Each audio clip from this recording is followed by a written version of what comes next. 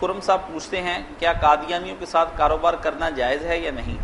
اس کے بارے میں ذرا وضاحت۔ کاروبار تو ابھی نبی علیہ السلام نے کافروں کے ساتھ بھی کیے ہیں، کاروبار کا کوئی ڈر نہیں۔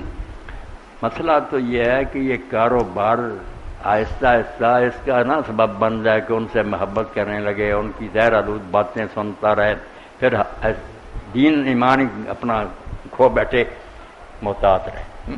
جی مصیبت یہ ہے کہ ہمارے پاس اتنا علم نہیں، ہمارے عقیدے ہیں کمزور، وہ ہوشیار لوگ ہیں، ان کے بچے نے باتیں رٹی ہوئی، اس لیے پھنسا لیتے۔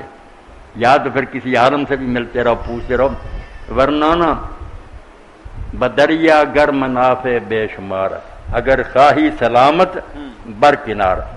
شادی کہتے ہیں اگرچہ دریا میں بہت موتی ہیں کہ جاؤ گے ڈھیر لگ جائیں گے، مگر بچاؤ اسی میں ہے کہ کنارے پر رہو، ڈوب جانے کا بھی خطرہ ہے کہ موتی ڈھونڈے اندر موتی ہیں مگر خطرات بھی بڑے ہیں۔ تو کاروبار کی کوئی بات نہیں، مگر ایمان ضائع نہ ہو جائے اس کی بھی فکر رکھیں۔